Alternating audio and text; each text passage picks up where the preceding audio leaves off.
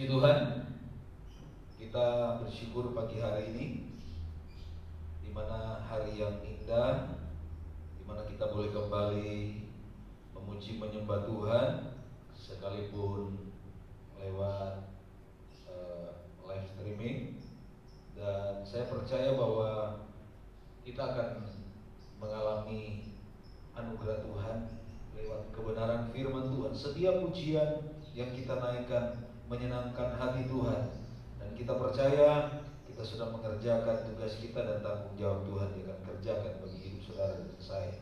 Puji Tuhan, kita akan melihat firman Tuhan yang tentunya kita akan pelajari pagi hari ini mengenai hidup dalam penyertaan Tuhan.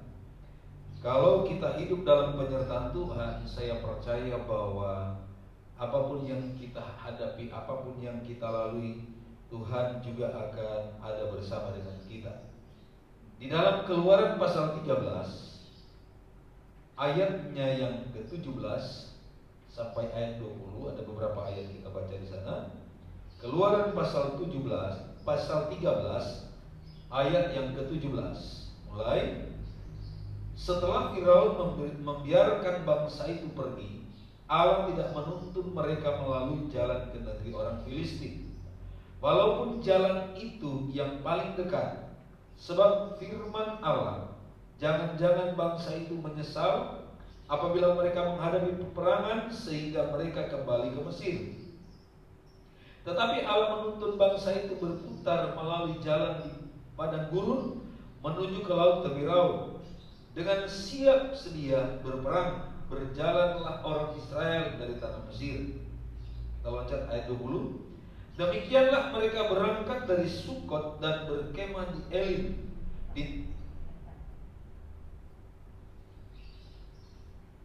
di tepi padang gurun. Tuhan, ayat 21, Tuhan berjalan di depan mereka.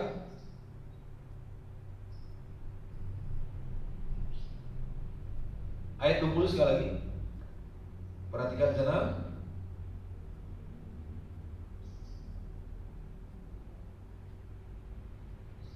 Demikianlah mereka berangkat dari Sukot dan berkemah di Etam, di tepi padang gurun. Ya. Ayat 21, Tuhan berjalan di depan mereka pada siang hari dalam tiang awan untuk menuntun mereka di jalan, dan pada waktu malam dalam tiang api untuk menerangi mereka, sehingga mereka dapat berjalan siang dan malam. Dengan tidak beralih tiang awan itu tetap ada pada siang hari, dan tiang api pada malam di depan bangsa itu. Nah, puji Tuhan, kita melihat bahwa berbicara tentang penyertaan Tuhan dalam kehidupan kita. Berbagai-bagai keadaan dan situasi yang kita hadapi hari-hari ini, itu seringkali membuat kita mulai mengendor iman kita. Kita mulai merasa ragu, kita mulai merasa khawatir, kita mulai merasa takut. Seperti yang saya sudah sampaikan waktu-waktu yang lalu, dalam kehidupan kita menghadapi semua pergumulan, menghadapi tantangan, kita tidak perlu khawatir, kita tidak perlu takut, kita tidak perlu ragu. Sebab Tuhan berjanji, Dia akan datang dan menyertai apabila engkau hidup di dalam fasilitasnya Tuhan itu. Nah, itu sebabnya pagi hari kita melihat dalam ayat 17, perhatikan bahwa ayat 17 ini dia berkata bahwa setelah Firaun membiarkan bangsa itu pergi, Allah tidak menuntun mereka melalui jalan ke negeri orang Filistin yang dekat. Jadi kita melihat dari Mesir ke tanah perjanjian, sebetulnya itu hanya ditempuh dengan kurun waktu yang singkat, tidak lama. Tetapi di sini kita melihat mengapa mereka harus melewatinya.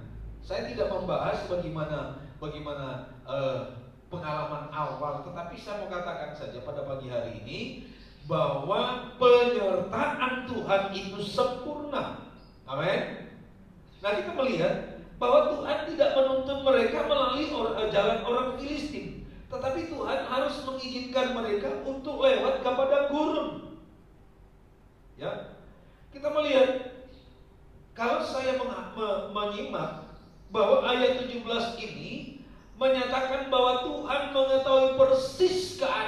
bangsa ini. Tuhan mengerti persis keadaan bangsa Israel. Tuhan mengerti persis keadaan hidup kita. Dan Dia tahu bahwa hidup kita itu penuh dengan kelemahan, penuh dengan keterbatasan. Nah, di dalam ayat 17 ini, bahwa Allah membawa bangsa itu untuk menghadapi perjalanan mereka yang harus mereka lalui di dalam penyertaan Tuhan. Ayat 18 Dia berkata, tetapi Allah menuntun bangsa itu berputar melalui jalan di padang gurun menuju laut Teberau. Jadi Allah menuntun. Bukan berarti mereka itu, ayat yang ke-17, tidak disertai oleh Tuhan untuk lewat ke jalan orang Filistin. Tetapi karena Allah tahu bahwa bangsa ini perlu bahwa dalam proses supaya mereka mengerti tentang hidup mereka, tentang penyertaan Tuhan dalam hidup mereka. Demikian juga hidup saudara dan saya. Sebab di dalam Tuhan, saudara, di dalam Tuhan, di dalam kepercayaan kita kepada Tuhan, di dalam kesetiaan kita kepada Tuhan, bukan berarti kita tidak mengalami persoalan dalam hidup ini. Bukan berarti kita tidak mengalami tantangan dalam hidup kita ini. Bukan berarti kita tidak pernah menjadi lemah dalam hidup kita ini. Kita harus tahu bahwa Allah yang berjanji Dia akan menyertai kita, Dia akan memberikan kita kemampuan, Dia akan memberikan kita kemenangan, supaya kita menyadari bahwa hidup kita ini tidak bisa mengandalkan kekuatan dan kemampuan kita sendiri, tidak bisa mengandalkan fasilitas hidup kita sendiri, tidak bisa mengandalkan keberadaan kita, karena semata-mata manusia itu hidupnya hanya oleh karena anugerah Tuhan. Sekali lagi saya mau katakan bahwa dalam Tuhan bukan berarti tidak ada persoalan, tidak ada masalah. Kalau di dalam ayat 18 kita melihat mereka harus melalui jalan panjang, mereka harus melalui hidup dengan penuh pergumulan, mereka harus melewati tantangan serta peperangan dalam mengarungi perjalanan lewat padang gurun yang sekian cukup lama, selama 40 tahun. Sedangkan kalau mereka melewati jalan orang Filistin itu hanya ditempuh dalam kurun waktu beberapa waktu, tidak lama. Kenapa harus mereka dibawa untuk berkumpul? Saya tidak menceritakan tentang bagaimana awal dari kejatuhan, dari pelanggaran mereka, tetapi saya mau katakan bahwa hidup kita adalah orang yang percaya kepada Tuhan. Sudah pasti ketika kita hidup di dalam fasilitas Allah itu, maka Allah akan bertanggung jawab untuk hidup dalam menyertai kita. Kalau Allah beserta dengan kita, kita pasti akan mengalami perkara-perkara yang besar. Nah, itu sebabnya kita melihat ini adalah merupakan hal supaya menjadi satu pembelajaran dalam kehidupan kita sebagai orang percaya untuk mengerti tentang kehidupan kita yang sebenarnya. Bahwa kehidupan kita yang sebenarnya adalah kehidupan yang penuh dengan perjuangan. Kalau saya boleh katakan, hidup ini adalah pertandingan. Nah, kalau hidup ini adalah pertandingan, perjuangan, pertandingan, berarti saya mau katakan tidak ada kata pilihan lain selain hidup kita ini harus kita menangkan dan menangkan di dalam Tuhan. Amin. Sebab kalau kita menangkan hidup kita ini, ya, kalau hidup kita ini dimenangkan oleh kehidupan kita bersama dengan Tuhan, pasti ada hadiahnya, ada pahalanya. Orang yang menang pasti ada hadiah. Pertandingan itu, setiap pertandingan sekian banyak peserta, yang menang juara 1, juara 2, juara 3, tahulah. Nah, tetapi kita melihat yang menang itu yang pasti akan dapat hadiah. Saya tidak bicara soal yang juara 1, juara 2, juara 3 misalnya, tetapi saya mau katakan mari kita mau hidup di dalam kemenangan bersama dengan Tuhan. Nah, kita harus sekali lagi, kita harus mengerti bahwa hidup ini perjuangan, hidup ini pertandingan. Kalau kita bertanding, kita harus menang, tidak ada pilihan lain. Sebab di dalam Wahyu, kitab Wahyu pasalnya yang ke-21, perhatikan di sana. Wahyu 21 ayat yang ke-7, perhatikan. Wahyu 21 ayat 7 dia katakan, barang siapa menang, ia akan memperoleh semuanya ini, dan aku akan menjadi Allahnya, dan ia akan menjadi anakku. Coba ayat 6, perhatikan ayat 6. Ayat 6 bagian terakhir dalam Wahyu pasal 21 ini. Firman-Nya lagi kepadaku, semuanya telah terjadi. Aku adalah Alfa dan Omega, yang awal dan yang akhir. Orang yang haus akan kuberikan minum dengan cuma-cuma. Perhatikan yang terakhir, dari mata air apa? Kehidupan. Yang dikatakan tadi dalam ayat 7, dia akan menerima semuanya itu. Ayat 7 perhatikan sana. Dia akan menjadi anak. Dikatakan barang siapa menang, ia akan memperoleh semuanya. Apa itu semuanya? Berbicara tentang semuanya di sini bukan fasilitas dalam dunia ini, tapi berbicara tentang semuanya ini adalah kehidupan yang kekal, karena kita menjadi anak Allah dan Dia jadi Allah kita yang hidup. Amin. Ini proses yang luar biasa, yang tidak bisa diberikan, yang tidak bisa dijanjikan oleh manusia. Jadi bersama dengan Tuhan, saudara, hidup kita ini akan mengalami kemenangan dan kemenangan dan kemenangan, serta kita berkemenangan di dalam hidup yang kekal. Ya, Tuhan dikatakan bahwa dalam ayat ini menjadi satu hadiah. Tuhan yang menyatakan, jadi kalau kita hidup dalam kemenangan, menjadi satu hadiah kita adalah hidup yang kekal. Kita menjadi anaknya dan Dia menjadi Allah kita. Kapan itu terjadi? Mulai kapan itu menjadi bagian dalam hidup kita? Mulai kapan Allah mengakui kita sebagai anaknya? Mulai kapan Dia menjadi Allah kita? Saya mau katakan mulai hari ini kita memperbaharui hidup kita bersama dengan Tuhan. Haleluya. Nah, saudara, selanjutnya kita kembali ke dalam Keluaran pasal 13 tadi. Ya, ayat yang ke-20. Di sana berkata bahwa demikianlah mereka berangkat dari Sukkot dan berkemah di Etam, di tepi padang gurun. Ayat ini kita melihat kembali perjalanan mereka atau perjalanan bangsa Israel ini adalah suatu perjuangan, suatu pertandingan yang mereka harus hadapi dan mereka harus menangkan. Kita melihat ada banyak yang gugur dalam perjalanan ketika mereka tidak mau taat, ketika mereka tidak mau setia, ketika tidak mau mentaati aturan, ketika mereka mau berjalan di luar dari fasilitasnya Tuhan itu. Kita melihat banyak yang korban, banyak yang mati, banyak yang gugur dalam iman, dalam perjalanan mereka untuk menuju ke tanah perjanjian itu. Tetapi saudara dan saya mau katakan pagi hari ini bahwa ayat 20 di perjalanan bangsa ini, perjalanan hidup saudara dan saya adalah penuh dengan perjuangan, penuh dengan pertandingan. Ingat bahwa ayat 21 di sana dia berkata bahwa Tuhan berjalan di depan mereka. Nah, ini kunci dari keberhasilan, kunci dari kemenangan kita kalau Allah ada di dalam hidup kita. Kalau ada Allah kita taruh di depan kita, Tuhan kita taruh di depan kita, dan kita mengikuti jejaknya Tuhan, kita berjalan di dalam kekuatan Tuhan, maka hidup kita ini tidak akan pernah menghadapi lawan-lawan. Apapun lawan yang kita hadapi, lawan itu akan terkalahkan karena Tuhan ada dan hidup bersama dengan saudara dan saya. Tuhan ada di depan kita, ya. Tuhan berjalan di depan kita. Kita harus simak baik-baik, kita harus mengerti. Kita tidak perlu khawatir dengan situasi dan kondisi dunia sekarang ini, sebab kita tahu bahwa dunia ini akan dibinasakan. Tapi orang-orang yang diakui oleh Tuhan sebagai anak-anaknya, mereka akan menerima hidup yang kekal. Itu janji Tuhan. Haleluya.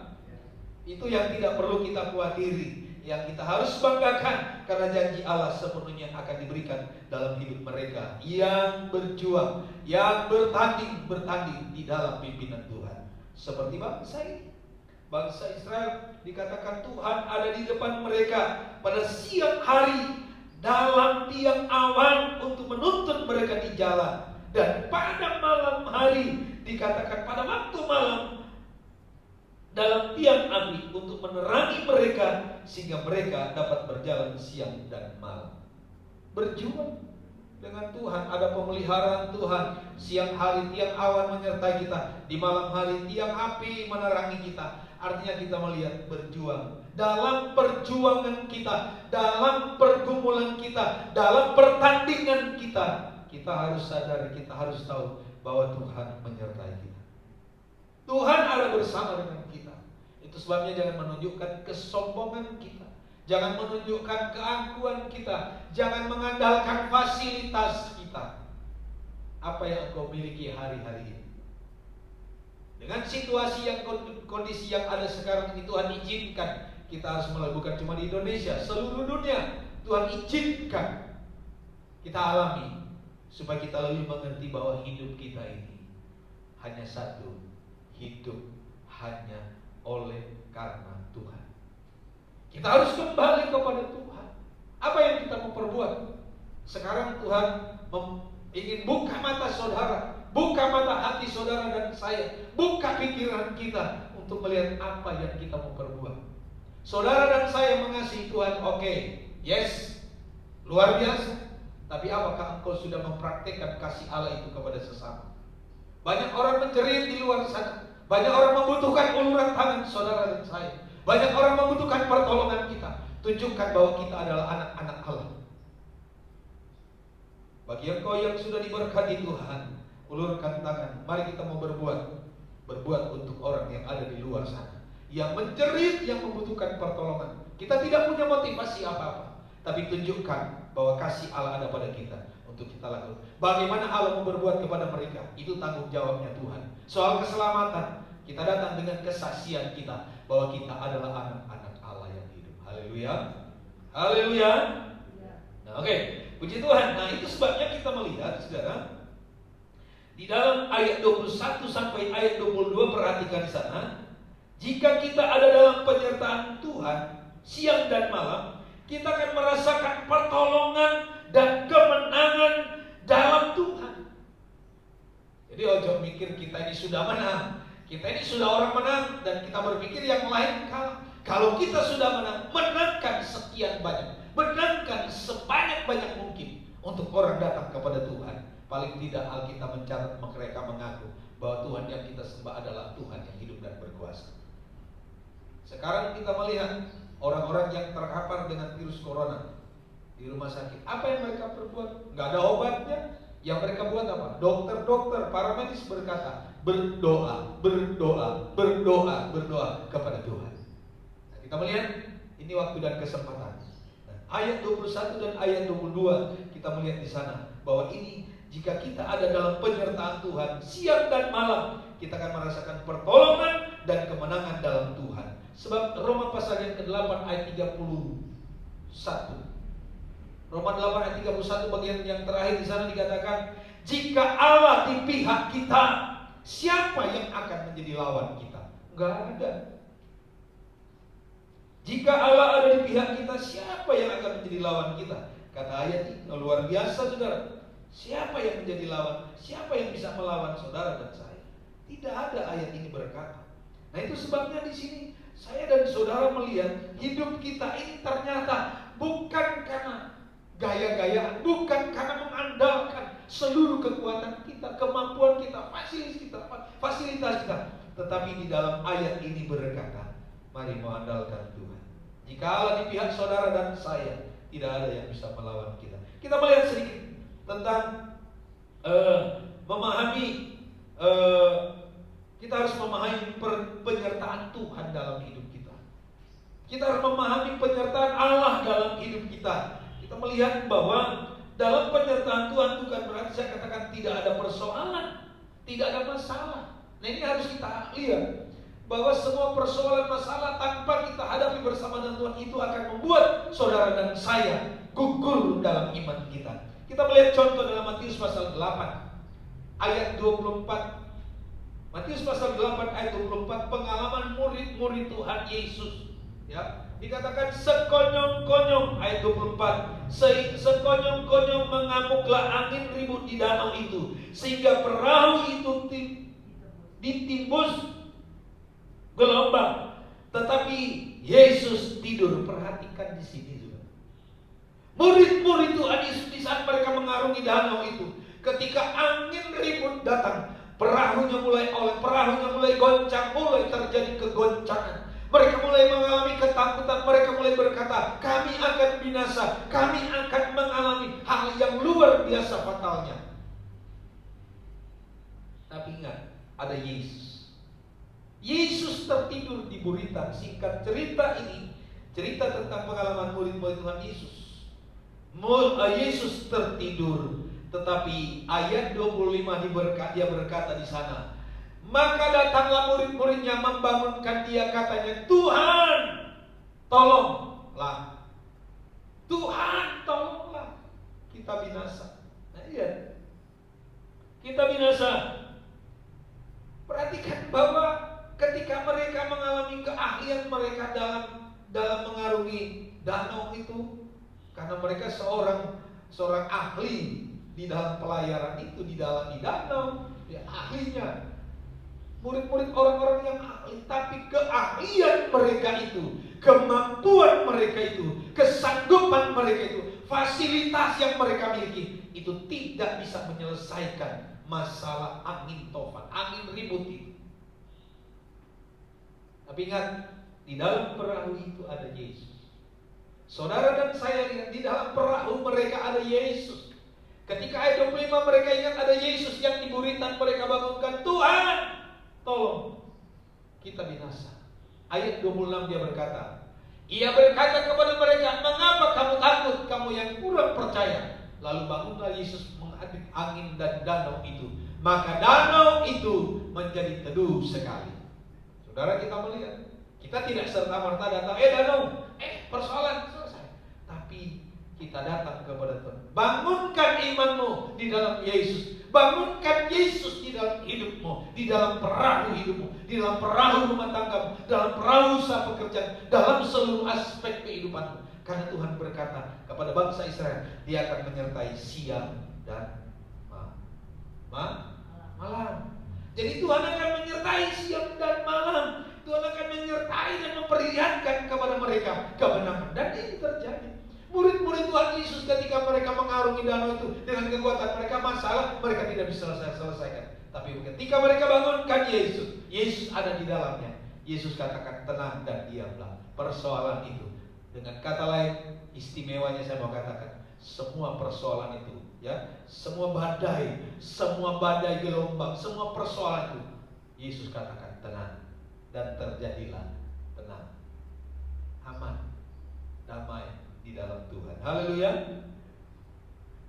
Sebab ayat 27, kalau saya boleh katakan ayat 27, perhatikan ini Matiusnya. Dan heranlah orang-orang itu, katanya, orang apakah dia ini? Saudara dan saya tidak perlu heran. Sebab kita tahu Allah kita adalah Allah yang hebat, Allah yang sanggup. Semua persoalan, semua persoalan, badai penyakit apapun, badai virus corona pun, saya percaya di dalam Tuhan, saudara dan saya ada perlindungan. Kita tidak tahu kapan itu berakhir, tapi saya percaya hidup kita kalau bersama dengan Tuhan, semua badai, semua penyakit, semua persoalan tidak akan pernah menjamah saudara dan saya. Amin. Sebab Mazmur pasal 139 ayat yang ke-7 sampai ayat 10, singkat saja saudara baca itu dalam ayat itu. Saya mau jelaskan bahwa di dalam ayat ini Tuhan menolong kita di segala tempat. Kemanapun saudara pergi, kemanapun saudara dan saya berada, ataupun hari ini di mana saudara sedang berada. Saudara mungkin sedang ada di rumah saat ini. Mungkin saudara mulai stres. Aduh, nggak bisa ke gereja, nggak bisa ke mall, nggak bisa kemana-mana, tidak bisa rekreasi kemana-mana. Tapi hari ini kita diajar untuk terus. Yesus, Tuhan katakan kepada Musa dalam Keluaran pasal 14 ayat 14, berdiam dirilah kamu dan aku akan berperan. Berdiam diri. Tuhan minta kita berdiam diri di rumah untuk tetap berdoa dan berdoa. Bangunkan imanmu, bangunkan Tuhan Yesus itu di dalam perahu kehidupanmu, di dalam perahu keluargamu. Maka di sana akan ada pertolongan Tuhan di segala tempat. Amin. Itu yang pertama. Yang kedua, Ibrani 13 ayat 8. Tuhan menolong kita di setiap waktu, seperti bangsa Israel. Jadi di dalam Ibrani pasal 13 ayat 8 disatakan Tuhan menolong kita di dalam setiap waktu, siang dan malam Tuhan menolong saudara saya. Katakan amin. Haleluya. Tuhan menolong kita. Jadi Tuhan pertolongan kita siang dan malam. Yang ketiga, Mazmur pasal 23 ayat 1 sampai 4 saya mengatakan Tuhan menolong kita dalam segala situasi dan kondisi apapun. Tuhan tolong kita di segala tempat dimanapun kita pergi berada. Tuhan menolong kita di setiap waktu. Tuhan menolong kita di segala situasi dan kondisi apapun. Tapi hari-hari ini mari kita mau tetap di rumah aja dulu, ya? Tinggal tenang dan diam di rumah, menikmati hadirat Tuhan. Saya percaya Tuhan bertanggung jawab dalam hidup saudara. Pagi hari ini firman Tuhan, saya berharap ini bisa menjadi berkat bagi saudara. Baik jemaat yang ada di rumah, mulai dari Curatangi, Genteng Kulon, Genteng Etan dan sekitarnya. Baik saudara yang ada di Gambiran, Sawahan, Sumber Suko, Kerajaan Yosomulyo, Candi, Sidorejo, Glowong, Tegal Sari, Ringing Sari. Dimanapun engkau berada, bahkan engkau ada di Glowong, engkau ada di luar kota, di luar pulau, di luar negeri. Anak-anak Tuhan, jemaat Tuhan yang bekerja di luar negeri, yang saat ini tidak perlu khawatir, tidak perlu takut. Tinggal saja di tempat di mana engkau berada dan tetap berkomunikasi dengan Tuhan. Tuhan akan melindungi, Tuhan akan menyertai, Tuhan akan menolong saudara dan saya. Kalau hidup kita dalam penyertaan Tuhan, pasti Tuhan bertanggung jawab dalam hidup saudara saya. Kerjakan tugas kita, maka tanggung jawab Tuhan dia kerjakan untuk saudara saya. Puji Tuhan, Tuhan Yesus memberkati kita. Kiranya firman Tuhan ini menjadi kekuatan dan menjadi satu penyemangat hidup kita dalam menghadapi peperangan hidup ini, dalam bertanding di hari-hari ini, dan bertanding lalu menjadi sebagai orang-orang yang menang, bahkan lebih dari pemenang. Tuhan Yesus memberkati. Kita berdoa. Haleluya, haleluya. Terima kasih Tuhan, karena kami tahu hidup ini adalah merupakan perjuangan, kesempatan bagi kami untuk mengalami pengalaman yang luar biasa bersama dengan Tuhan, di dalam kemenangan bersama Tuhan. Tuhan izinkan kami harus melewati padang gurun. Tuhan izinkan kami harus melewati lembah yang curam. Tuhan izinkan kami untuk menghadapi sesuatu hal yang begitu berat. Tetapi kami tahu kuasa Tuhan yang ada dalam hidup kami lebih besar dari semua itu, dan kemenangan Tuhan akan jadi bagian kami. Ini doa kami, mengucap syukur berkati seluruh sidang jemaat di dalam nama Bapa, Putra dan Roh Kudus, dalam nama Tuhan Yesus Kristus. Haleluya. Semua yang percaya katakan amin. Tuhan Yesus memberkati kita.